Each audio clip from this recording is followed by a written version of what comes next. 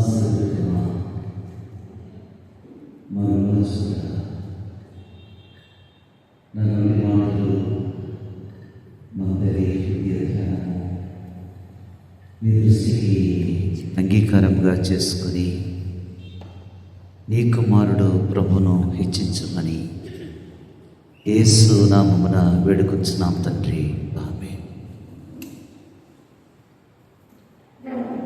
క్రీస్తు యేసునందు మిక్కిలి ప్రియులారా, సజీవుడు పునరుద్ధానుడు మన ప్రభు అయిన యేసుక్రీస్తు పరిశుద్ధ నామంలో తిరిగి నూతన సంవత్సరం 2వ నెల మొదటి ఆదివారము సెప్తేగేసం సండేలో ప్రవేశించి ఇంత ఘనంగా ఆరాధించిన మీ అందరికీ ప్రభు పేరిట నా యొక్క వందనాలు, కృతజ్ఞతలు చెల్లిస్తూ ఉన్నాను. మనం చదువుకున్న ఈ యొక్క 3 లేఖన భాగంలో యోధవ రాసిన పత్రిక ప్రకటన గ్రంథం కంటే ముందుగా ఉండే ఈ పత్రిక ఇది. యోధవ రాసిన పత్రికను ఈరోజు కొంత క్లుప్త ధ్యానము మనం చేసుకుంటాం. ఎందుకనంటే ఆల్మోస్ట్ ఆల్ మనము లెంటెన్ సీజన్లో దగ్గర పడుతున్నాం. సెప్తుగేసమాన్ అంటే ఈస్టర్కు దాదాపుగా 70 రోజులు ఉన్నదని దాని యొక్క అర్థం. 70 days ఈస్టర్ పండుగ. వచ్చే వారము 60, అటు వచ్చే వారం 60. ఏంటి సెప్తుగేసలో మనకు ఆలోచన చెప్పేది? యేసు ప్రభు మనందరి కొరకై మరణించారు, ఆయన సమాధి చేయబడ్డారు, 3వ దినమున తిరిగి లేచారు, ఆయన లేచి వచ్చారు అనడానికి ఈ సెప్తుగేసమ చాలా ఆధారంగా మనకు కనపడుతుంది. సెప్తుగేసమ అనేది లాటిన్ పదం. ఈస్టర్ 70 days ఉన్నదని మనకు జ్ఞాపకం చేస్తూ ఉంది.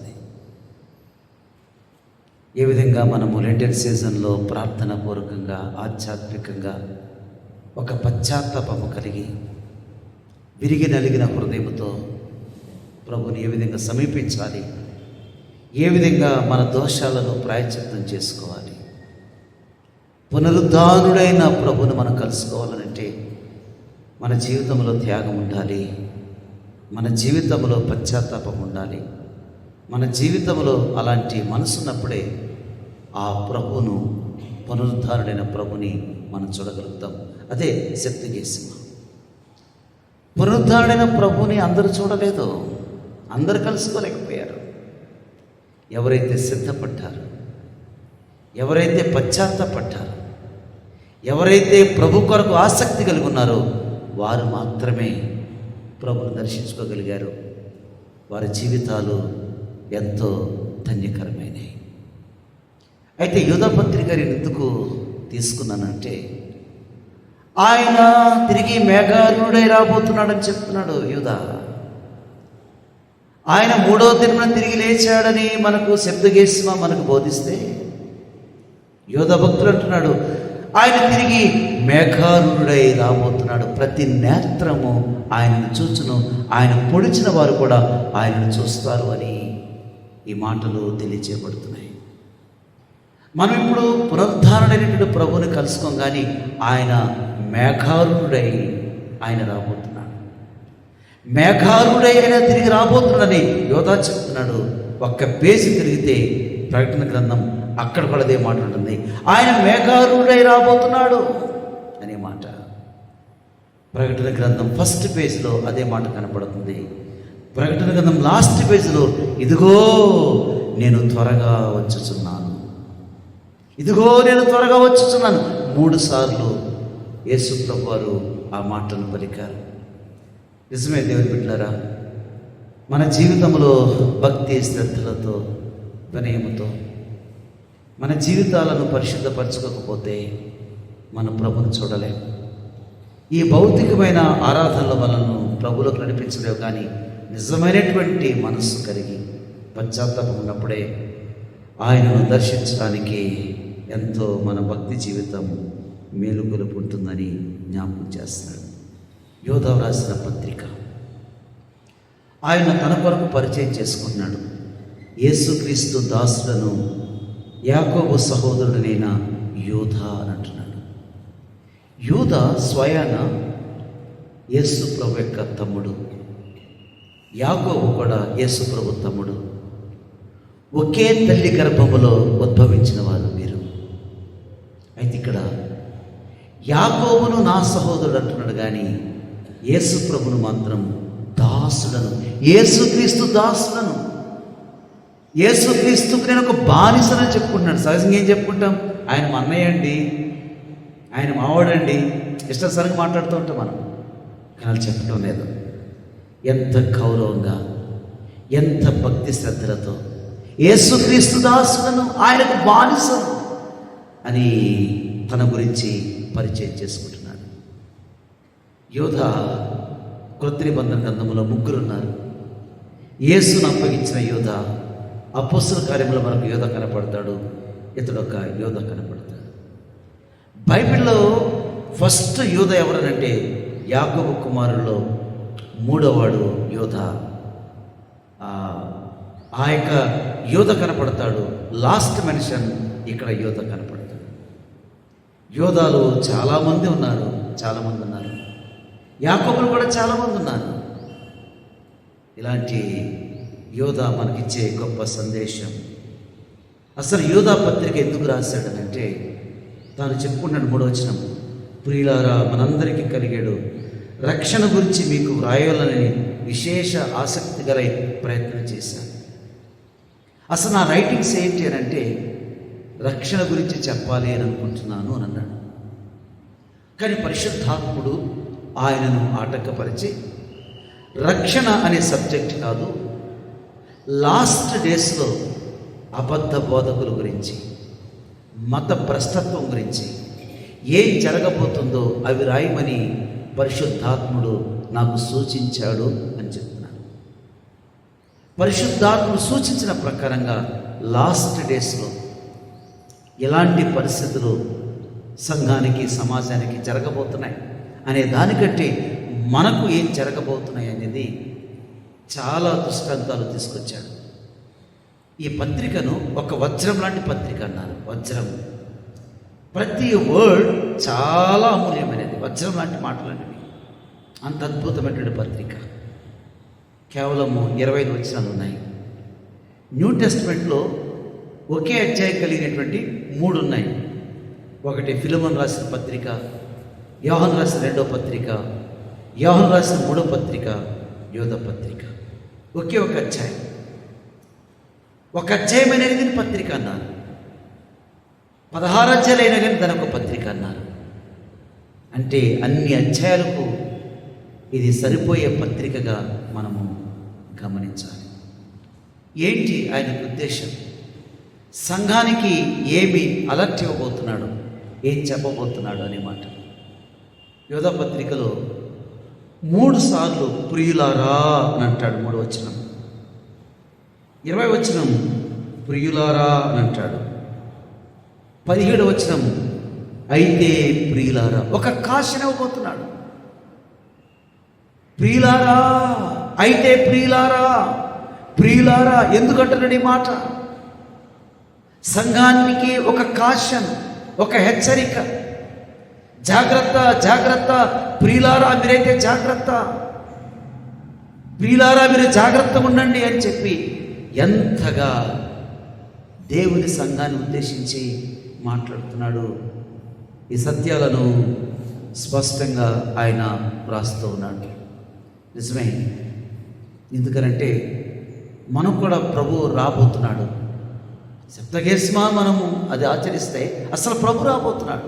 వాస్తవంగా ఆ కాలంలో జరిగే సంభవాల గురించి చాలా విషయాలు రాశాడు, ఇశ్రాయేలు ప్రజల విషయాలు.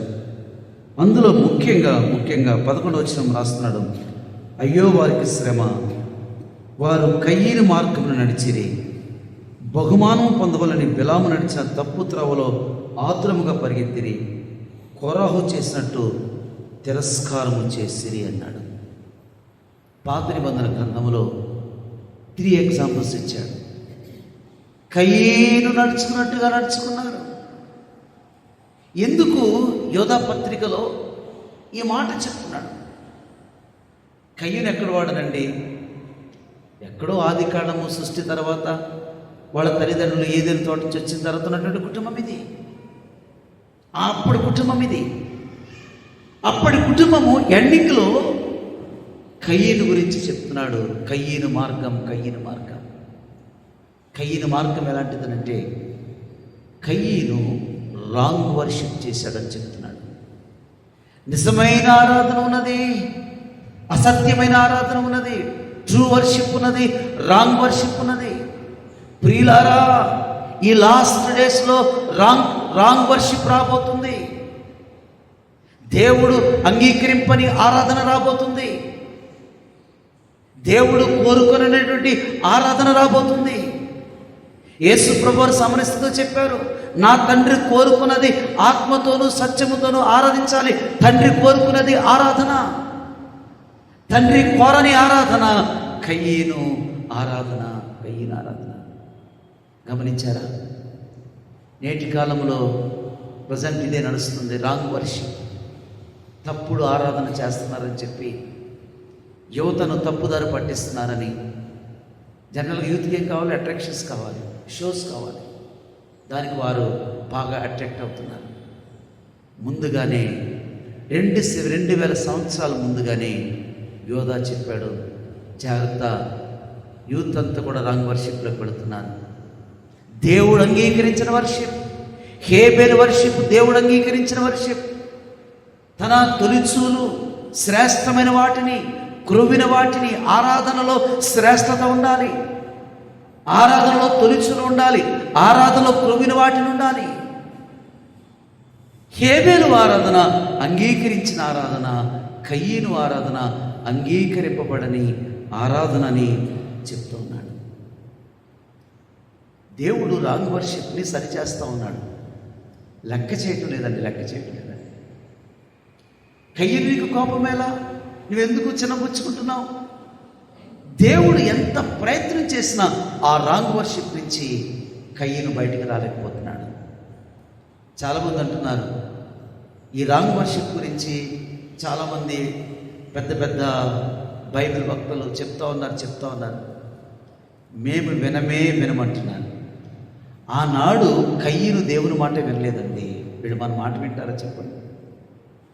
కనీసం ఏలి తన బిడ్డలను కూడా సరి చేసుకోలేకపోయాడు ఆరాధనలో. కనీసం తల్లిదండ్రులను చెప్పాలి కదంటే తల్లిదండ్రుల మాట కూడా వినలేదు. ఏలి కుమారులు తండ్రి మాట విన్నారా? తండ్రి మాట వినలేదు. ఇక్కడ యోధ మనకు జ్ఞాపకం చేస్తున్నాడు, జాగ్రత్త, రాంగ్ వర్షిప్. డ్యాన్స్లు కదా, lights, smokes, folk music, rock music ఎంత ఘోరంగా కనపడుతుందో కదా. ఈ మ్యూజికల్ ఇన్స్ట్రుమెంట్స్ అన్నీ ఆదికాండం 4వ అధ్యాయం చదివితే ఇవన్నీ కయ్యకు సంబంధించినవండి. ఇవన్నీ కయ్యకు సంబంధించినవి. ఆయన కనిపెట్టి ఇవన్నీ, ఈ సానిక, ఈ సితారా, ఈ గిటారా, ఇవన్నీ కూడా వాడికి సంబంధించిన ఇన్స్ట్రుమెంట్సే. యేసుప్రభు పుట్టినప్పుడు పరలోక సైన్యం వచ్చింది, ఏం ఇన్స్ట్రుమెంట్స్ లేవు, కేవలం పాడారంతే. ఎలిజబెత్ పాడిందంతే, మేరీ పాడిందంతే, పరలోకంలో పాడుతున్నారంతే. మ్యూజిక్ కొంచెం మనకు హెల్ప్ఫుల్గా ఉండడానికేనండి, కొంచెం సహాయకరంగా మనం మ్యూజిక్ వాడాలి, కానీ అదే ప్రధానంగా మనం ఉండకూడదు. రాంగ్ వర్షిప్, జాగ్రత్త. ఏ వర్షిప్ అంటే ఆ వర్షిప్కి వెళ్ళకూడదు మనం. ఆ లిటార్జీలో ప్రభుని గురించి, ఆ వర్షిప్లో ప్రభు యొక్క రక్తం గురించి, ఆయన విమోచన గురించి, ఆయన త్యాగం గురించి ఆ వర్షిప్లో ఉండాలి. Wrong worship. బిలాము బహుమానం కొరకు ఆత్రముగా పరిగెత్తిరి అని అంటున్నాడు. అంటే బిలాము మంచి ప్రవక్తే. వాస్తవంగా చెప్పాలంటే యాకోబులో నక్షత్రం పుట్టిందని చెప్పిన సంగతి బిలామే, కానీ డబ్బు పొంగిపోయాడు. అంటే బిలాము స్వతగా ధనవంతులు కావాలని ఆశ కలిగి ఆనాడు బాలాకు రాజు దగ్గర దేవుడు నో చెప్పిన 5 సార్లు సొమ్ము తీసుకున్నాడండి. మీరు చదువుకుంటే 5 సార్లు సొమ్ము తీసుకున్నాడు.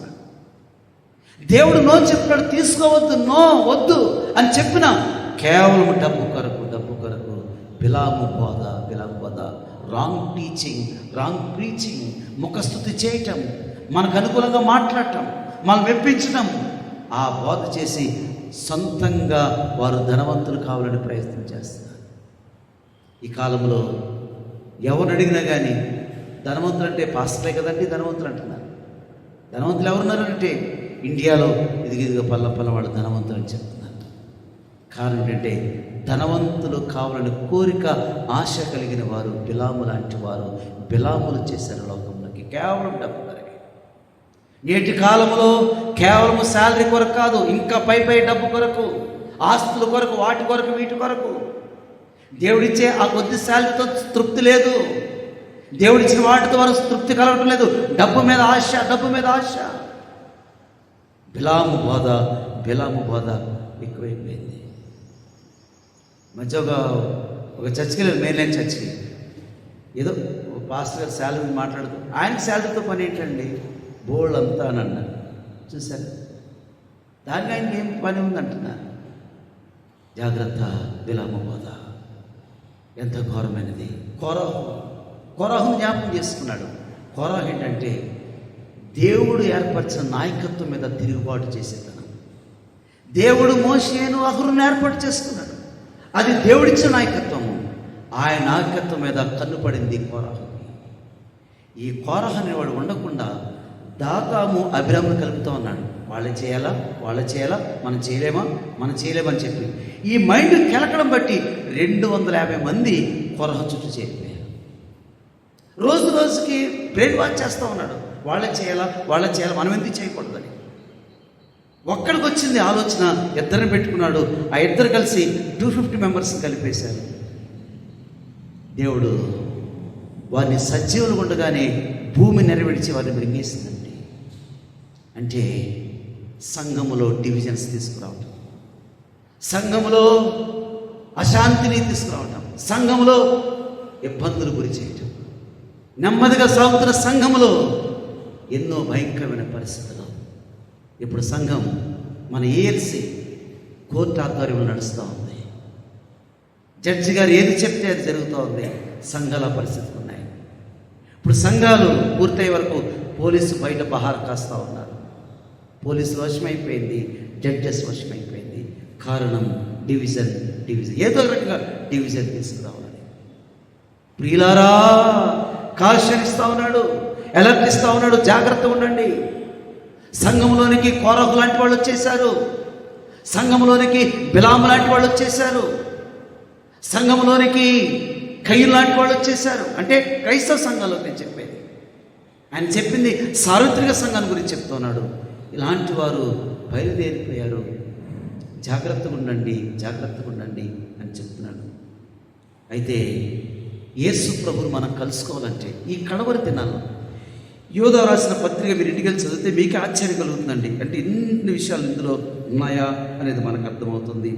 17 వచ్చి నేను చదువుతున్నాను. అయితే ప్రియులారా, అంత్యకాలమందు తమ భక్తిహీనమైన దురాశల చొప్పున నడుచు పరిహాసకులుందరని మన ప్రభువైన యేసుక్రీస్తు అపోస్తలులు పూర్వమందు మీతో చెప్పబడిన మాటను జ్ఞాపకము చేసుకొనుడి.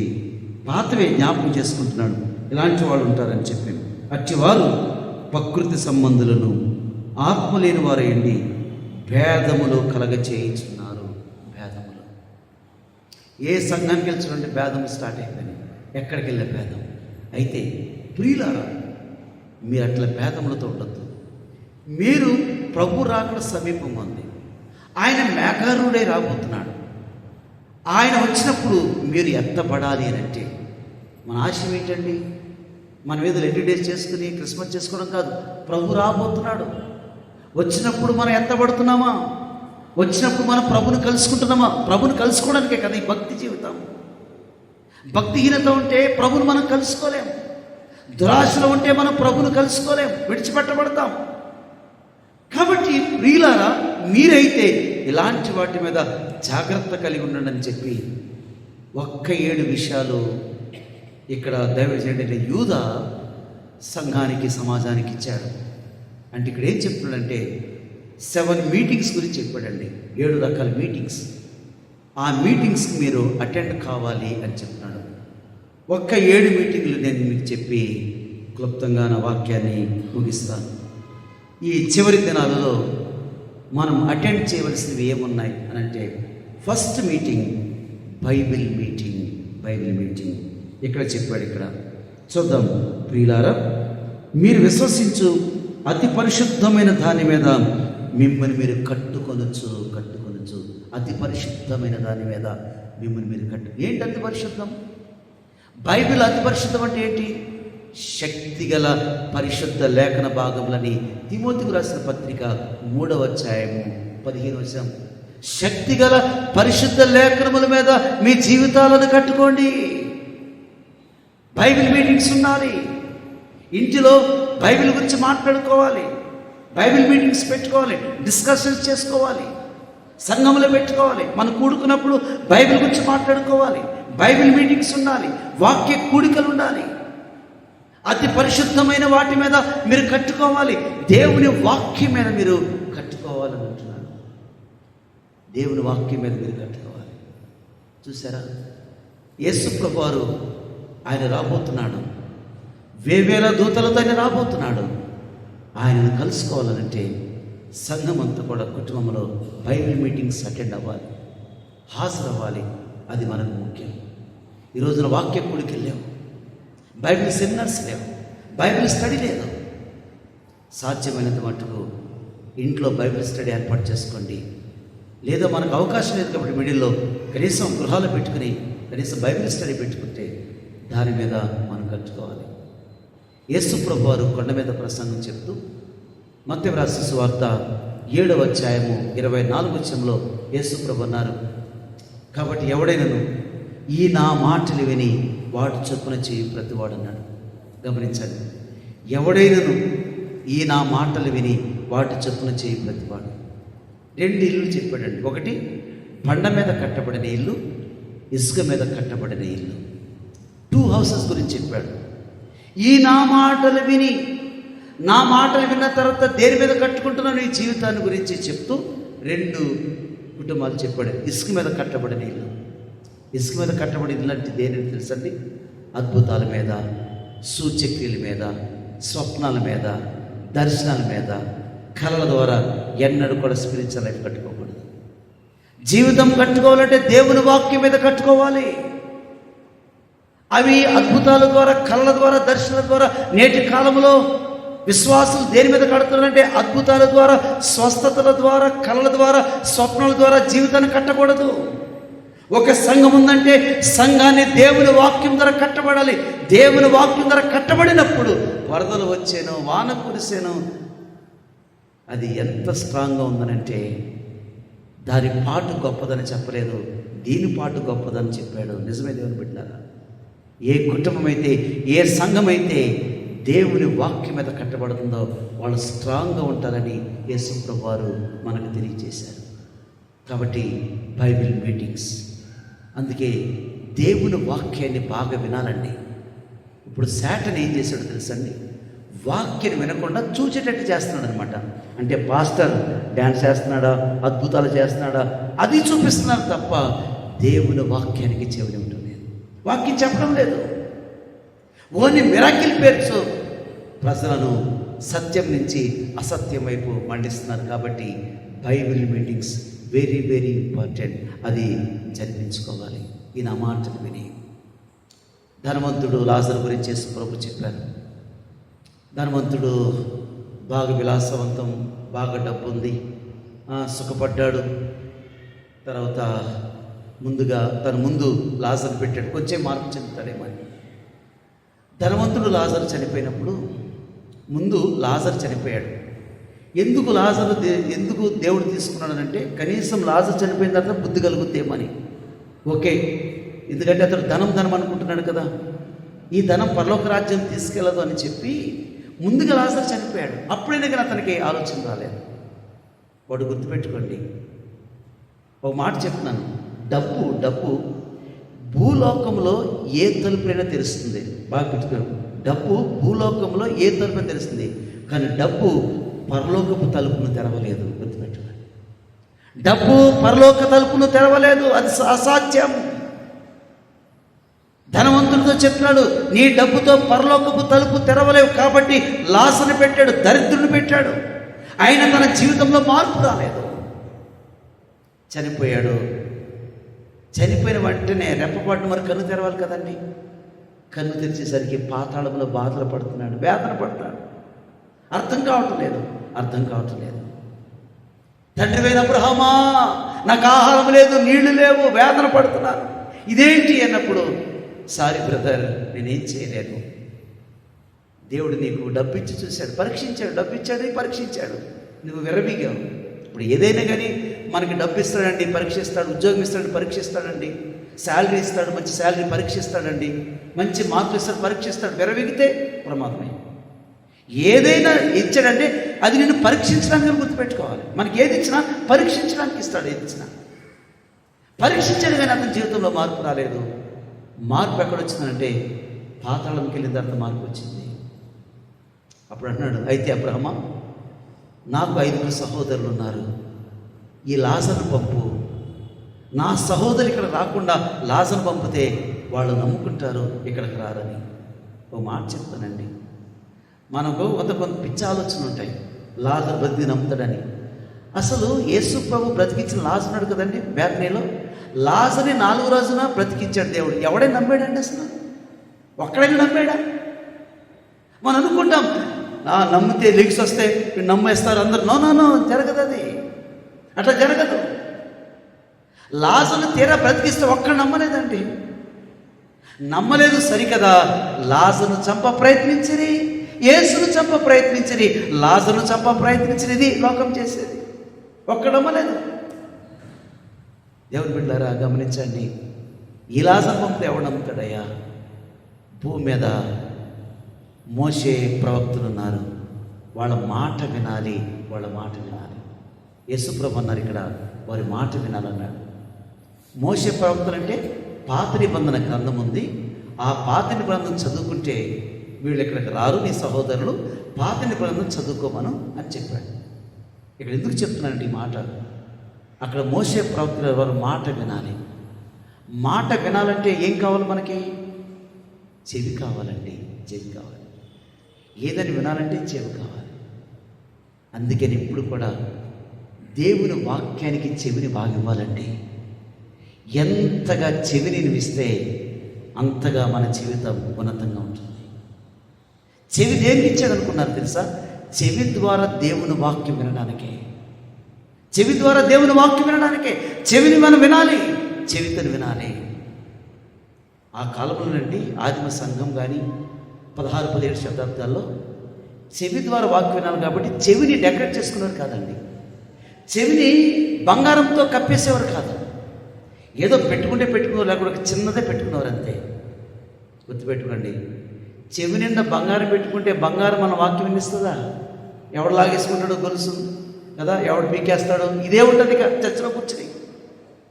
అందుకనే నేను మీకు చెప్పేది ఏంటంటే, ఒక్కడు తప్ప రెండోది మూడోది ఎన్నడూ పెట్టకండి. మీ పిల్లల ముందు తీసేయండి దయచేసి. ఏదంటే వ్యవస్థలు తెచ్చుకోండి తప్ప, ఒక కమ్మి తప్ప రెండోది కానీ మూడోది కానీ ఎన్నడూ కూడా మన బిడ్డలకి అలవ్ చేయకూడదు. యేసు ప్రభు చెప్పిన మాట, ఈ నా మాటలు వినాలి. పెట్టుకోండి ఒకటి అంతే తప్ప దానికి అలంకారం చేయొద్దు. దేవుని సేవకుడిగా చెప్తున్నాను.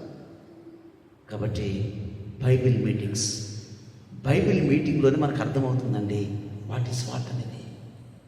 రేపు మేఘారుడై తిరిగి రాబోతున్న మన ప్రభును కలుసుకోవాలనంటే బైబిల్ మీటింగ్స్. అందుకే మన సంఘంలో వాక్యం చెప్పడం, మన సంఘ బిడ్డలో ఎవరింట్లోకి వెళ్ళినా కానీ వాక్యం ఎందుకు విస్తారంగా చెప్తాను, మళ్ళీ దొరకరని చెప్పండి. షార్ట్ అండ్ స్వీట్ చేయొచ్చు, కానీ వాక్యం ఇవ్వాలి, వాక్యం చెప్పాలి. వాళ్ళని ప్రభు రాకడలో మనం అందరం కూడా ఎదుర్కోవాలి. మనం అందరం కూడా ప్రయాసపడే దాని గురించే కదండి. ఏదో ఒట్టిగా షో చేయడం కాదు. మనం అందరం కూడా ఆయన మేఘారుడే రాబోతున్నప్పుడు మనం అందరం ఎదుర్కోవాలి. కాబట్టి ఈ బైబిల్ మీటింగ్స్, బైబిల్ సెమినార్స్, వాక్య కూడికలు మనకు చాలా అవసరం. సాతాను ఏం చేశాడో తెలుసండి? ఈ విటన్బర్గ్, ఆయన విలియం విటన్బర్గ్ ప్రింటింగ్ ప్రెస్ కనిపెట్టాడు కదా.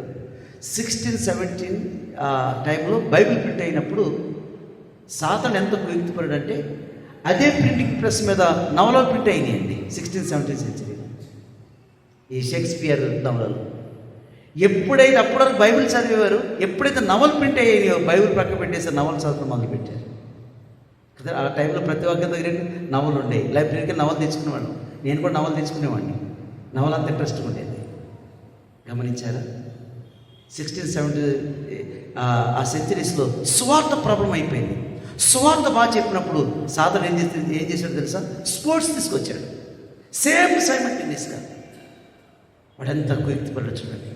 ఇప్పుడు వాక్యం విందామనేసరికి వాక్యములకి ఏదో యేసుక్రీస్తు మరీ పుట్టాడా, ఆయన్ని మరే రక్తమా, ఏ రక్తం ఉన్నప్పటికీ మనం దాన్ని చూస్తాం. వాక్యం విందామనేసరికి యూట్యూబ్ ఓపెన్ చేసేసరికి డిబేట్లు పెట్టినాం, డిస్కషన్స్ పెట్టినాం. జాగ్రత్త, మనం వాక్యం వినకుండా, బైబిల్ మీటింగ్ అటెండ్ అవ్వకుండా, కరెక్ట్గా బైబిల్ చదివినప్పుడు మనకు నిద్ర వచ్చేటట్టుగా సాధన చేసే ప్రయత్నం. యేసు ప్రభు మేఘారుడే రాబోతున్నాడు. మనం జాగ్రత్తగా ఉందాం. ఆయన సన్నిధిలో దేవుని వాక్యం చేత దేవుని వాక్యానికి చెవినిచ్చి ముందుకు సాగుదాం. రెండవది ప్రేయర్ మీటింగ్. పరిశుద్ధాత్మలో ప్రార్థన చేయొచ్చున్నాడు. 21 పరిశుద్ధాత్మలో ప్రార్థన చేయొచ్చు. చాలామంది అండి ఏం చేస్తారు తెలుసా? పరిశుద్ధాత్మకు ప్రార్థన చేస్తున్నారు. పరిశుద్ధాత్మకు ప్రార్థన చేయకూడదు. పరిశుద్ధాత్మలో మనం ప్రార్థన చేయాలి. కొంతమంది ప్రార్థన చేస్తే పరిశుద్ధాత్మ దేవా నీ వందనాలు, పరిశుద్ధాత్మ దేవా నన్ను బాగుపరచు, పరిశుద్ధాత్మలో ప్రార్థన చేయండి. Prayer meeting. ఈ లాస్ట్ డేస్లో, ఈ కడవర దినంలో, ఈ దుర్బోధకుల మధ్యలో, ఈ భయంకరమైన స్థితుల్లో మనకు ప్రేయర్ మీటింగ్స్ ఉండాలి. చర్చ్ మీటింగ్స్ ప్రేయర్ మీటింగ్ ఉండాలి. ఫ్యామిలీ ప్రేయర్ మీటింగ్ ఉండాలి. పర్సనల్ ప్రేయర్ మీటింగ్ ఉండాలి. అన్ని విధంగా ప్రేయర్ మీటింగ్ అనేది మన జీవితాలకి ఎంతో ప్రాముఖ్యం. ప్రార్థనలో ప్రార్థించాలి, ఆత్మలో ప్రార్థించాలి. ఆత్మ ద్వారా ప్రార్థించామనుకోండి, ఆత్మ ఏం చేస్తాడు?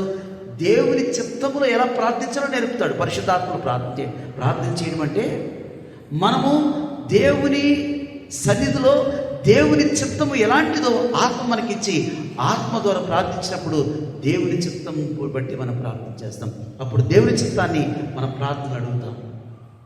ఆత్మ ద్వారా ప్రార్థన చేయలేదనుకోండి, ప్రభు నీ చిత్తం ఏంటి, ఏం తెలుస్తుంది, ఏం చెప్తాడు దేవుడి చిత్తం? ఆత్మ ద్వారా ప్రార్థన చేస్తేనే దేవుని చిత్తము మనకు ఆత్మ బయలుపరుస్తుంది. ఇది దేవుని చిత్తమా, దేవుని చిత్తమా కాదు. అందుకని ఆత్మలో ప్రార్థించాలి. ఎఫెసీయులకు రాసిన పత్రిక 6:18 ఆత్మ వలన ప్రతి సమయమందు ప్రార్థన విజ్ఞాపన చేయాలి. ఆత్మ వలన ప్రతి సమయమందు ప్రార్థన విజ్ఞాపనలు మనం చేయాలి. ఆత్మ వలన ప్రేయర్ మీటింగ్స్. ఇప్పుడు ఏ కాలంలో నకిలీ ప్రేయర్ మీటింగ్స్ వచ్చేసాయి. నకిలీ ప్రేయర్. మా టవర్కి మీరు ఒక కవర్ పంపించండి, మా పవర్ ఏంటో చూపిస్తామంటున్నారు. మా టవర్కి ఒక కవర్ పెట్టండి, మా పవర్ ఏంటో చూపిస్తాం. మరి మన పవర్ ఏంటి? మరి మన ప్రార్థనాత్మ ఇచ్చాడు. సంఘము ప్రార్థిస్తే భూలోకం కదిలిపోయింది. సంఘం ప్రార్థిస్తే పరలోక దూత భూమి మీదకి వచ్చేసాడు. నిజమే దేవుని పెట్టినారా? వాళ్ళకు మన ఇచ్చే కానుకలకు పవర్ పెరుగుతుంది తప్ప మన పవర్ లేదండి. Prayer meeting. ఏదైనా సమస్య వచ్చింది, మనం ప్రేయర్ మీటింగ్ పెట్టుకోవాలి. ఒక కుటుంబానికి సమస్య వచ్చింది, ప్రేయర్ మీటింగ్ పెట్టుకోవాలి. లేకపోతే ఏదైనా వచ్చింది, మనం ప్రేయర్ మీటింగ్ పెట్టుకోవాలి. ఆత్మలో ప్రార్థన చేసినప్పుడు దేవుడు తన చిత్తాన్ని మనకు తప్పకుండా బయలుపరుస్తాడు. మూడవది గాస్పల్ మీటింగ్. అగ్నిలో నుండి కొందరు లాగినట్టు కొందరు రక్షించండి అని అంటున్నాడు. 22 అగ్ని నుండి లాగినట్టు కొందరి రక్షించండి. గాస్పల్ మీటింగ్, స్వార్థ కూడికలు.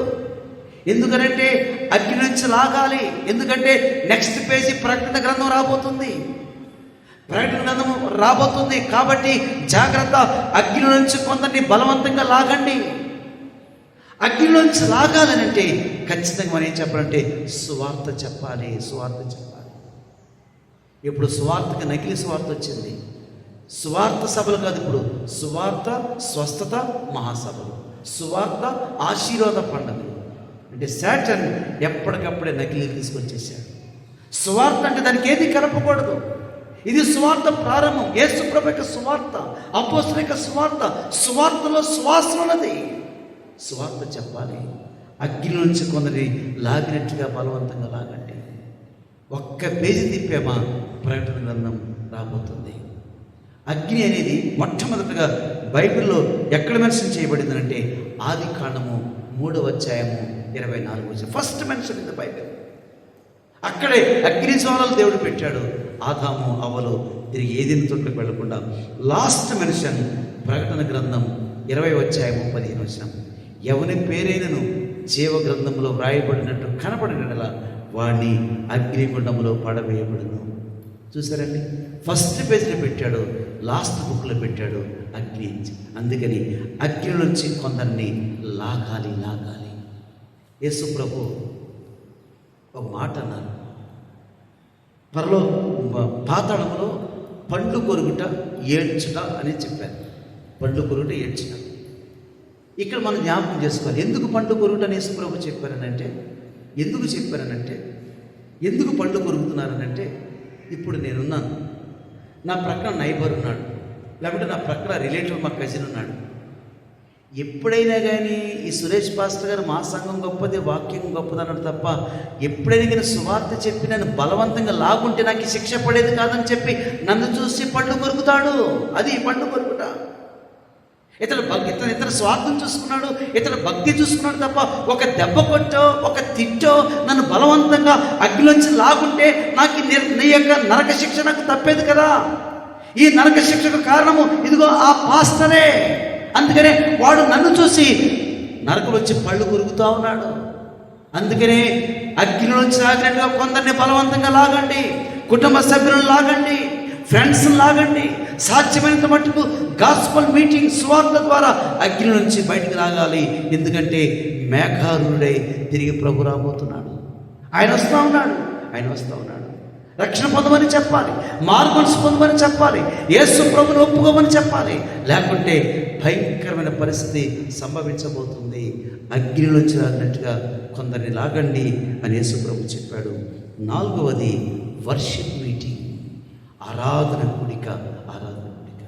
నిజమే, ఈ రోజున సప్తగేశ్వర రావటం, పైగా ఫస్ట్ తారీఖు ఫస్ట్ సండే ప్రభురాత్రి భోజనం. ఎంత గొప్ప సంగతి అండి, ఎంత బ్లెస్సింగ్ అండి. వర్షిప్ మీటింగ్లో ప్రభు చుట్టూ చేరటం, ఆయన సన్నిధి చుట్టూ చేరటం, ఆయన రొట్టె చుట్టూ చేరటం, ఆయనకి రక్తం చుట్టూ చేరటం, ఆయన ఆధిపత్యం, ఆయన మహాత్యం, ఆయన గొప్పతనం, ఆయన యోగ్యత, ఆయన కీర్తిని వర్షిప్ అంతా కూడా ఆయన్ని జ్ఞాపకం చేసుకోవాలి, ప్రభునే జ్ఞాపకం చేసుకోవాలి. వర్షిప్లో ఆయనకే మహిమ రావాలి. ఈ రోజున వర్షిప్ అంటున్నారు కానీ పాటలు ఎలా ఉన్నాయి? ఫౌండర్ గురించి పాటలు పాడుతున్నారు, వాళ్ళ పిల్లల గురించి పాటలు పాడుతున్నారు తప్ప యేసు ప్రభుకు సంబంధించిన పాటలే కనపడవు. ఈ రోజున మనం ఉన్నామనంటే మన ఆరాధన పడితే ఎంత యేసు ప్రభు గురించి ఎంత చక్కగా దాన్ని కలుగును గాకనే పాట కానీ, ప్రభు మమ్మల్ని కనికరింపు అనే మాట కానీ కదా. ఆ రాగాలు అసలు ఆ విధానం చూస్తే ఎంత కడుపు నిండిపోతుంది. ప్రభు గురించి మాట్లాడటం, ప్రభు గురించి పాడటం, ఏ ప్రభు ఏసా పాటలు ఆ భావగర్భితం, ఆ పాటలు నెక్స్ట్ పాట పాడే పాటలు స్తోత్రార్పణ, ఎంత చక్కని పాటలు యేసు ప్రభు గురించి. Worship meeting. ఏ చర్చ అయితే ఏంటండి అంటున్నారు, మరి అక్కడ ప్రభుని గురించి వర్షిప్ ఉందా? వాళ్ళ గురించి వర్షిప్ ఉంది, వాళ్ళ పిల్లల గురించి వర్షిప్ ఉంది, వాళ్ళ సంస్థ గురించి వర్షిప్ ఉన్నది తప్ప నీ కొరకే నా కొరకే బలి అయిపోయిన యేసు ప్రభు, నీ కొరకు నా కొరకు ప్రాణం పెట్టిన, నీ కొరకు నా కొరకు రక్తం కార్చిన ఆ ప్రభు ఆ వర్షిప్లో కనపడ్డాడు. ప్రభు లేని చోట, ప్రభుకు మహిమ రాని చోట అలాంటి వర్షిప్ మీటింగ్స్ మనం వెళ్ళకూడదు. నేను వెళ్ళే సంఘంలో ఆ వర్షిప్లో ప్రభుకు మహిమ కలుగుతుందా, లేదా ఎవరికి మహిమ కలుగుతుంది? ఆ ప్రభు పాటలు ఉన్నాయా? అది కూడా very very important. Worship meeting. దేవుని బిడ్డారా, వర్షిప్ మీటింగ్ మనం ప్రతి ఆదివారం కూడా అటెండ్ అవ్వాలి. ప్రభు చుట్టూ మనం చేరాలి. ఆయన ఆధిపత్యం, ఆయన మహాత్యం, ఆయన గొప్పతనాన్ని ఎప్పుడు కూడా మనం జ్ఞాపకం చేసుకోవాలి. అది 4వది. 5వది సందేహపడు వారి మీద కనికరము చూపుడి. Charity meeting. ఏంటి చారిటీ మీటింగ్ అని అంటే సందేహపడి వారు కొంతమంది సైకలాజికల్గా, ఫిజికల్లీ, సోషల్లీ కదా, చాలా ఆర్థికంగా చాలా చిన్నభిన్నమైపోతారు. అలాంటి వారి పట్ల చారిటీ మీటింగ్ పెట్టుకోవాలి. మన సంఘంలో ఈ కుటుంబం ఉంది, వాళ్ళు మరి ఏ జాబ్ లేదు, కొంచెం జాబ్ కొరకు ఏదో ప్రయత్నం చేద్దామా, వాళ్ళు ఎందుకో సందేహపడుతున్నారు, కొంచెం మనం లిఫ్ట్ ఇద్దాం సంఘం నుంచి, మనం చేయగలిగినటువంటి జాబ్ కొరకు మనం ప్రయత్నం చేద్దాం, కొంచెం ఈ ధన సహాయం చేస్తే వాళ్ళు పైకి రావస్తారు. ఒక చారిటీ మీటింగ్ యోధాదే చెప్తున్నాడు. యేసు ప్రభు యొక్క రాకడలో చారిటీ మీటింగ్ ఉండాలి, మిషనరీ మీటింగ్స్ ఉండాలి. అందుకని బాప్టిస్ట్లో ప్రతి నెల ఒక్క వారం మాత్రం మిషనరీ మీటింగ్స్ పెడతారు. ఆ మిషనరీ మీటింగ్లో వచ్చిన కానుకలన్నీ కూడా మిషనరీస్కే వాడు పంపించేస్తారు. మిషనరీ మీటింగ్స్ ఉండాలి, చారిటీ మీటింగ్స్ ఉండాలి సంఘంలో. సందేహపడే వారి మీద మీరు కనికరం చూపించండి. ఒకళ్ళు వీక్ అయ్యారా, ఎందుకంటే వీక్ అయ్యారా వారిని గమనించి మీటింగ్స్ పెట్టుకుని మన వంతుగా మనం ఎలాంటి సహకారం అందించగలుగుతాం. చారిటీ మీటింగ్ మనం ఉండాలి. ప్రభుని ఎదుర్కోవాలంటే 6వది మార్నింగ్ మీటింగ్. దేవుని ప్రేమలో నిలిచినట్లు దేవుని ప్రేమలో నిలవాలి. ఎందుకు ఈ మార్నింగ్ మీటింగ్ అనంటే, ఆనాడు ఆత్మ సంఘం కానీ 16, 17 సెంచరీస్లో యేసు ప్రభు ఉదయకాలం వచ్చినాం, మధ్యాహ్న కాలం వచ్చినాం, సాయంకాలం అంటే పొద్దుకు వచ్చినాం అనే మాటలు పట్టుకుని ఆనాడు భక్తులు ఏం చేశారో తెలుసా అండి? ఎర్లీ మార్నింగ్ లేచి ఫ్రెష్ అప్ అయిపోయి మంచి కాఫీ తాగి బైబిల్ పట్టుకుని కొంచెం వాక్యం చదివి ప్రతి వాళ్ళు కూడా సూట్ వేసుకునేవారు అంటండి. ప్రతి వాళ్ళు కూడా బ్లేజర్ సూట్ వేసుకుని రెడీగా ఉండేవారంట. ప్రభు నేను రెడీగా ఉన్నాను, నేను కాచుకుని కూర్చున్నాను మీరు అక్కడ వరకు. మార్నింగ్ మీటింగ్స్ ప్రతి మార్నింగ్ కూడా వాళ్ళు సిద్ధపడి, ప్రభు వచ్చినా రాకపోయినప్పుడు కూడా మార్నింగ్ మీటింగ్స్ వాళ్ళు వచ్చేవాళ్ళు. మార్నింగ్ వాళ్ళకి ఉద్దేశం చెప్పేవారు, నేను రెడీగా ఉన్నాను ప్రభు మీరు వచ్చినప్పుడని. మార్నింగ్ మీటింగ్స్ మనం అటెండ్ అవ్వాలి.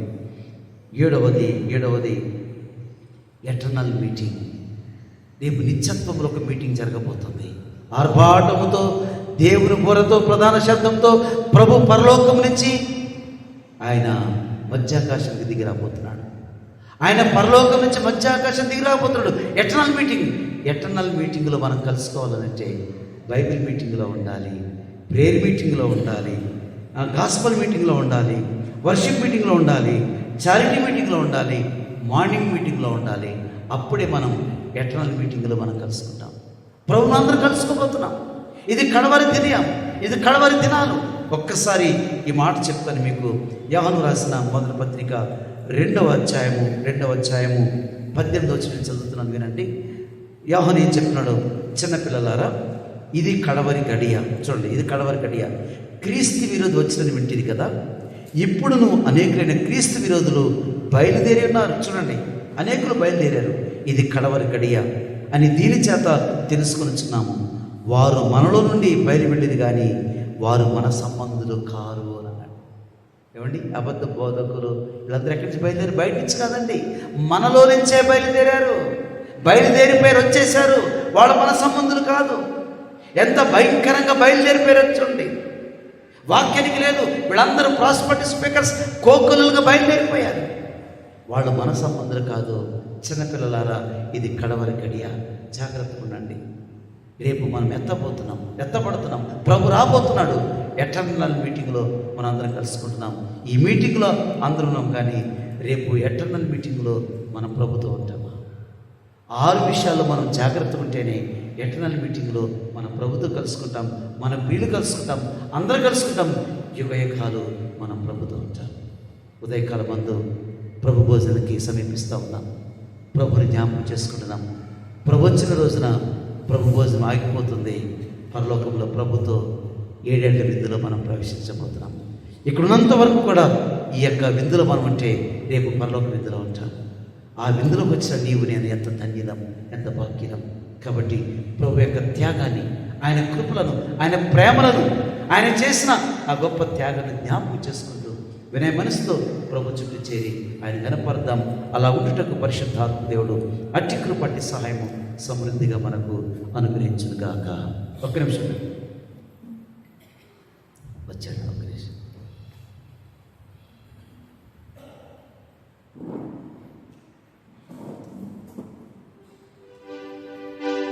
దేవుడు సమస్త జ్ఞానములకు మించిన మన తండ్రిని సమాధానం యేసుక్రీస్తు వలన మీ హృదయములకు, మీ తలంపులకు కావాలి ఉండనుగాక.